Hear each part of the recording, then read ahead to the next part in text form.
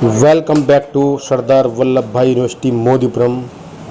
आज एक नए विषय पर हम बात करेंगे। इस वीडियो में हम दिखाएंगे आपको कि यहाँ पर देखिए हर ज़िले से एक स्टॉल लगाया है कृषि विभाग का, और यहाँ पर बहुत तरह की प्रदर्शनी है। बहुत कृषि यंत्र वगैरह सब, दवाइयाँ, बीज, खाद सब प्रदर्शनी में हमने देखे हैं। आज हम बात करेंगे ड्रैगन फ्रूट पर। ड्रैगन फ्रूट का पौधा हम कैसे ले सकते हैं, कहाँ से ले सकते हैं, और उसे अपनी बालकनी या घर में उसको लगा करके ताज़ा फल खा करके अपना पौष्टिक आहार के रूप में उसको उपयोग कर सकते हैं। और हम आज देख सकते हैं क्या आइए मिलवाते हैं कृषि विशेषज्ञ डॉक्टर यशपाल सिंह जी से, और वो ड्रैगन फ्रूट के बारे में आपको खास जानकारी देंगे आज। मैं डॉक्टर यशपाल सिंह, उद्यान विशेषज्ञ और प्रभारी अधिकारी कृषि विज्ञान केंद्र मुजफ्फरनगर द्वितीय। हमारे विभिन्न कृषि विज्ञान केंद्रों के भी स्टॉल लगे हैं, तमाम कंपनीज के स्टॉल हैं जिसमें हमने अपनी केंद्र की विभिन्न तकनीकें यहाँ पे ड्रैगन फ्रूट जैसे यहाँ पे नज़र आ रहा है। अभी आसपास भी हमने कई जगह, जैसे मवाना क्षेत्र में, हसनापुर क्षेत्र में, आसपास कई जगह हमने देखा है कि ड्रैगन फ्रूट की लोग खेती कर रहे हैं किसान। हाँ, तो इसके बारे में ये किस लिए आपने यहाँ पे रखा हुआ है? देखिए, व्यवसाय एक तो हमारी व्यावसायिक खेती होती है। जैसे मैं बता रहा था, हम अपनी थीम को लेकर बात करेंगे। जी। इस बार जो मेले की थीम है हमारी, मैंने बताया पौष्टिक अनाज समृद्ध किसान। जी। तो मुख्य जो फोकस है हमारा पौष्टिकता के ऊपर है, न्यूट्रिशन हमारा। तो उसमें मोटे अनाज तो है ही है, साथ साथ में फ्रूट्स भी, चूँकि जो आपके मिनरल्स और विटामिन हैं उनकी खान तो आपके फ्रूट से होते हैं। तो उसमें ये हमारा देश का फल नहीं है, ये आपका चाइनीज फल है जी। ड्रैगन फ्रूट के नाम से हिंदी में हम इसको पिताया कहते हैं जी। हमारे देश में भी ये अब धीरे धीरे पैर पसार रहा है, और धीरे धीरे इसका ना क्षेत्रफल भी बढ़ रहा है। इसका जो फल है, अब मार्केट में लेते हैं तो ना वो 70-80 रुपए के आसपास एक फल बिकता है। जी, बिक रहा है। फल में भी देखा हमने, दुकानों में भी काफी आ रहा है। इसमें अलग अलग तरह की वैरायटीज होती हैं। कुछ लाल फ्लैश की होती हैं जिनका गुद्दा लाल होता है, कुछ सफ़ेद होता है, कुछ थोड़ा सा पीलापन लिए होते हैं ना। ये जो वैरायटी है मोरक्को रेड वैरायटी है ये, और ये रेड फ्लैश की है, लाल इसका फ्लैश होता है अंदर से ना। जी जी। ये आप देख रहे हैं कि हम लोग इसको ना गमले में यहाँ पे लाने का इसका मकसद ये है कि ये आप जो देख रहे हैं कि हम लोग अपने टेरेस गार्डन, आजकल एक बड़ी समस्या ये है कि फ्रूट्स हों चाहे वेजिटेबल्स हों, तो उनमें कीटनाशी की बड़ी समस्या होती है, जिसके कारण तमाम तरह की समस्याएं होती हैं। इसको हमारा प्रयास ये है कि इस तरह का मॉडल बना के हम लोग इसको जो शहरों में या गाँवों में भी अपने बालकनी में या टेरेस पे, छत पे इस तरह से लगा के आप ना ताज़े फल अपने उगाए हुए खा सकते हैं। ये जो आप देख रहे हैं पौधा, इसको बनाने हम लोगों ने हमारे केंद्र पर ये 25-30 पौधे भी इस समय उपलब्ध हैं। इनका हमारा मकसद ये था कि हम इस तरह का मटेरियल दें जो भी कस्टमर है कि वो अपना ले जाए पौधा और जाके अपने घर पे उसको तुरंत ही फल खाना शुरू करें, क्योंकि इसमें लगभग 16 बड़े पौधे हैं वो 16 ऐसे ही 16-17 महीने लगते हैं। जी जी। ये हमारा 18 महीने का है पौधा ना, और इसमें फ्रूटिंग है। इसमें से कुछ फल हमने हार्वेस्ट कर लिए हैं।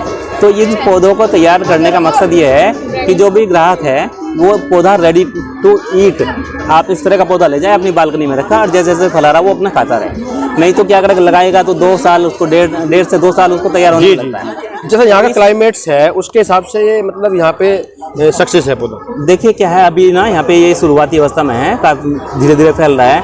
इसको जो बेसिकली तो ये एरिड क्लाइमेट का फल है, इसको पानी कम चाहिए। इसमें ध्यान रखने वाली बात ये होती है कि ये जो पानी सिंचाई ज़्यादा ना करें। जो हम लगाते हैं, इससे जो प्लांटिंग करते हैं या तो बेड में करते हैं तो थोड़ा सा रेस्ड बेड होती है, पानी उस पर ना भरे, है ना।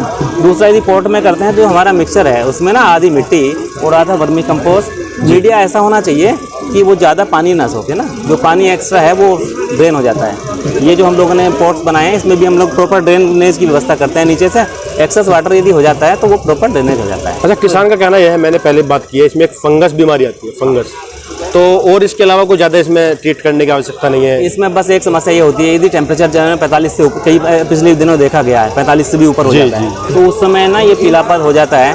उस स्थिति में हम थोड़ा सा इस पर जो ग्रीन शेड नेट है, उस शेड नेट से इसको कवर कर लेते हैं तो हो जाता है आसानी से। अच्छा, ग्रीन नेट शेड। और जो आप ये बता रहे हैं ना कि फंगस एक आती है, फंगस में क्या है, स्टेम पूरा गलन हो जाती है। तो उसके लिए सामान्य जो फफूंदीनाशक है हमारा कॉपर ऑक्सीक्लोराइड 2 ग्राम प्रति लीटर के हिसाब से घोल बना के उसका छिड़काव कर देते हैं, वो उससे आसानी से रिकवर हो जाता है। अच्छा, वो अगर चाहिए तो वो कैसे ले सकते हैं?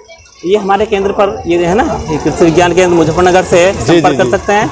यहाँ पे नंबर भी है ना, तो वहाँ से यदि उनको ऐसा पौधा चाहिए तो अभी हमारे पास ना पौधे उपलब्ध हैं, ऐसा भी मिल जाएगा। छोटे पौधे भी हमारे पास 150 रुपये का एक पौधा है, वो छोटे पौधे भी ले सकते हैं किसान भाई, और यदि किसी को ऐसा तैयार पौधा चाहिए वो भी अवेलेबल है। अच्छा, बल्क में चाहिए खेत में लगाने के लिए? अगर यदि खेत में लगाने के लिए ट्रेडिशनल मान लिया खेत में लगाने के लिए तो फिर छोटे पौधे चाहिए होते हैं, ये तो नहीं लगेंगे ना। वो भी हमारे पास फिर वो यदि देंगे डिमांड पे, फिर वो डिमांड। अच्छा, इसके बारे में एक बात और बताइए, जैसे पौधा लगा दिया किसी किसान ने, इसके नीचे से फिर और भी पौधे उग जाते हैं, निकल जाते हैं, मतलब इसमें एक विशेष सावधान, कोई भी पौधा हम लगाते हैं, बाग फलदार पौधा, तो उसमें एक इम्पोर्टेंट एस्पेक्ट होता है उसका ट्रेनिंग। जी। जो पौधा है उसको इस तरह से ट्रेन करें, जैसे इसकी हम बात कर रहे हैं, इसमें जब ये पौधा आप देख रहे हैं जगह जगह से इसमें ना सूट्स निकलते हैं। जी जी। तो हमें क्या करना है कि जो हमारी ये कैनोपी है यहाँ तक ना, यहाँ तक हम पौधे को सिंगल स्टेम जो भी निकलता है उसको हटा देते हैं। अच्छा अच्छा। उससे कि यहाँ तक हम उसको देख रहे हैं, जैसे आपने सिंगल स्टेम है, इसमें नीचे से कोई भी ब्रांच नहीं है। जी जी। और उसके बाद जब ये आपका टॉप पे आ जाता है, उसके बाद फिर हम यहाँ से इसको प्रून कर देते हैं ना। अच्छा अच्छा। जैसे यहाँ से प्रून हो गया तो यहाँ से इसमें फिर शाखाएं, दूसरी शाखाएं निकल जाती हैं, दूसरे वो टर्सरी फल लेने के बाद करना चाहिए वो। अब फल तो ना, यदि पहले ही हमारा जो प्राइमरी गोल है वो ये है कि हम पौधे को प्रॉपर आकार दें। अच्छा, एक बार यहाँ तक आ जाए, वो पकड़ बना ले, जब यहाँ तक आ जाए, इससे जब निकल आ जाए पौधा, उससे आप ना कट कर दो, तो वहाँ से फिर एक पौधे से 2-3 ब्रांच निकलेंगी ना, फिर आप उनको भी कट कर देंगे। इस तरह से ब्रांच को हम ना फैलाते हैं।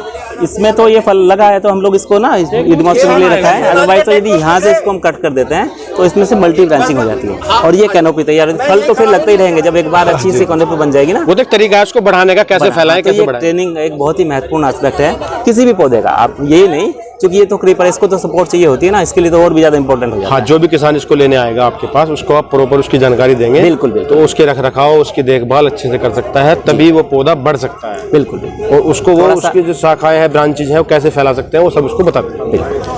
जी जी, बहुत बहुत धन्यवाद। आपका नंबर और बता दीजिए, मोबाइल नंबर, किसी को अगर जानकारी लेनी हो। डॉक्टर यशपाल सिंह, और मोबाइल नंबर है 8630095172 86 395 172। ठीक है जी, बहुत बहुत धन्यवाद।